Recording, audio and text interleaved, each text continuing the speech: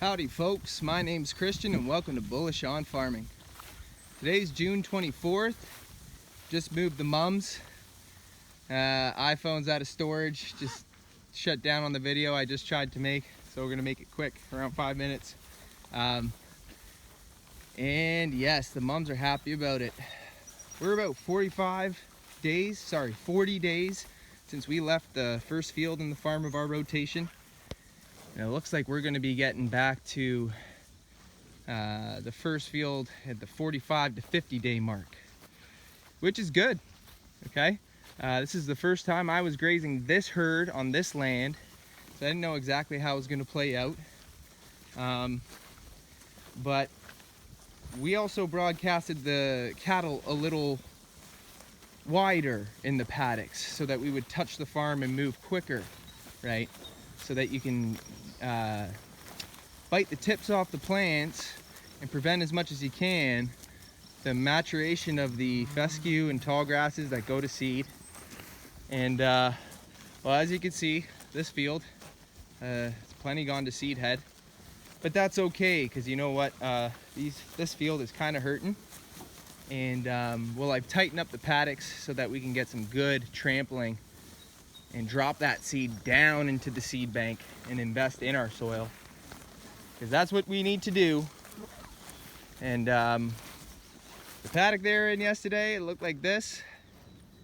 As you can see, folks, there's some areas that are very sparse in growth, a lot of bare soil, and they have hammered these grasses down a little harder than what you would typically like.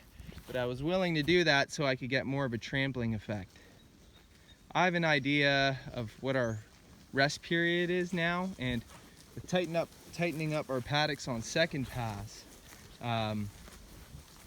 we'll be moving through the farm a bit slower. So we're going to be close to that 55 day mark, maybe a little bit more, and we're also incorporating hay fields that won't grow out for a second cut. That's going to give us even more time. So I'm not worried about it. This field will get plenty of rest. For those who say cattle don't eat, grass that's gone to seed head, I see about 4 or 5 more cows eating grass that's gone to seed head. And well, why is that? I've tightened up the paddocks. It's put a little bit more pressure on the cattle, and they sense that. So they eat with a little more urgency, knowing that the space isn't as bigger and that competition for feed's a bit higher. And so they just start munching and eating whatever's in front of their face, and they start moving quicker, which gives you more trampling as well. Okay, so when the cattle eat that seed, they drop it in their manure, and you got a nice little fertility pat right there.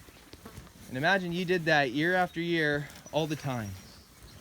Okay, there's things you can do with regenerative techniques that you can't do when you don't manage your animals daily. Okay, when managing your animals is a daily practice, you learn how to finesse the equipment that's available today with electric fencing and whatnot, and you can put pressure in a desirable way on the cattle that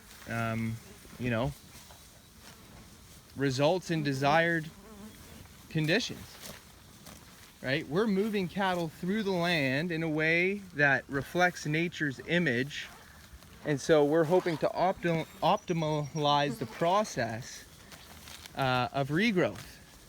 We're not trying to force the land to do anything, right? We're working with conditions to get optimal results. And so management, that's what it's all about. Gone are the days where you invest in a lot of equipment. Of course, equipment is necessary, but it's not absolutely essential if you make some paradigm shifts and you get back to giving to your land as a focus rather than getting out of it. Okay, and the beautiful thing about it is when you focus on giving to your land gives you back more.